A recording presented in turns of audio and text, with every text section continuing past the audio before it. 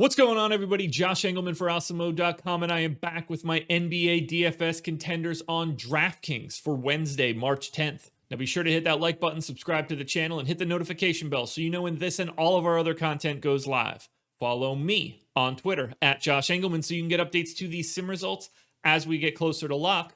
And finally, let me know in the comments section who are your favorite options on DraftKings for tonight's slate. Let me know who's your favorite contender, who's your least favorite contender. I want to know what you guys think about what I'm spitting out.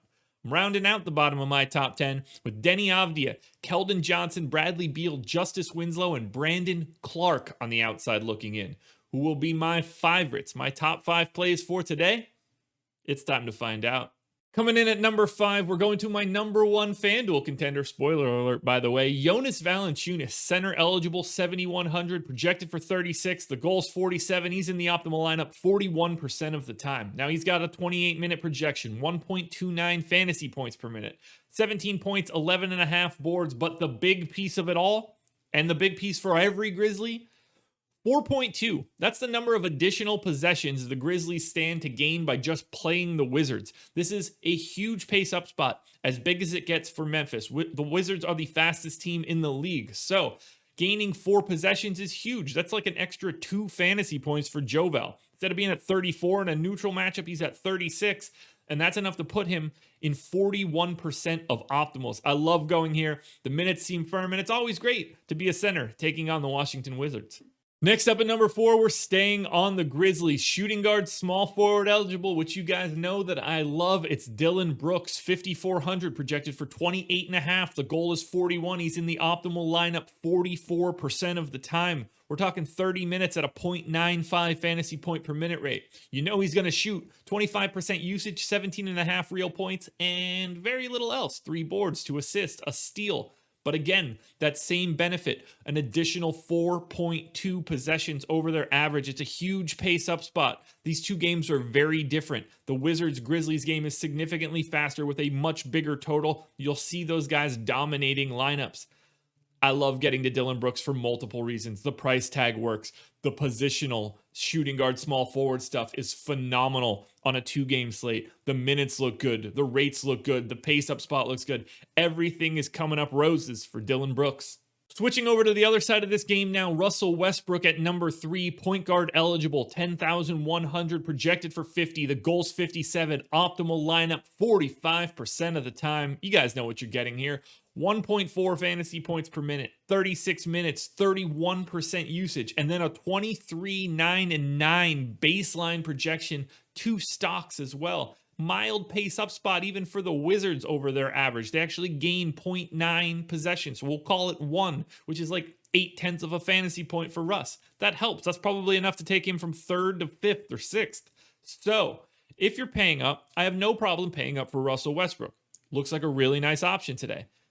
But I wonder, is there a better pay up option today? Before we answer that question, we'll get to number 2. That's Ja Morant, point guard eligible, 7,800, projected for 40. The goal's 49. Optimal lineup 46% of the time. I'm excited to get Ja. He was looking great at the beginning of the year. That ankle injury was kind of a problem. I'm hoping that a little bit of rest helped him out even more. 1.2 fantasy points per minute. 28% usage over 33 minutes. We're talking 23 points and 7 dimes. And again, a huge pace up spot. And this spot is perfect for Ja. Of course he wants a huge pace up spot. This dude in transition is lethal. I'm expecting him to get it out and running and running and running. I love it. So Ja Morant, very easy to get to at a $7,800 price tag. There's even some value on this slate that opens up bigger things. In fact, I think we're opening up something bigger for number 1. I had to tease it one last time though, guys. Hit that like button, subscribe to the channel, hit the notification bell so you know when everything goes live, and then roll on over to twitter.com. Find me at Josh Engleman and subscribe. You got to follow me on Twitter. That's the only place you're going to get the updates to these sim results. You guys know how many things change between now and call it 6 p.m. tonight. It's going to be countless. Well, maybe not today on a 2-gamer, but tomorrow for an 11-gamer. You got to be around for the updates, guys. I will drop updates throughout the day. And then as we get closer to lock, one final update live before lock at 7 p.m. tonight.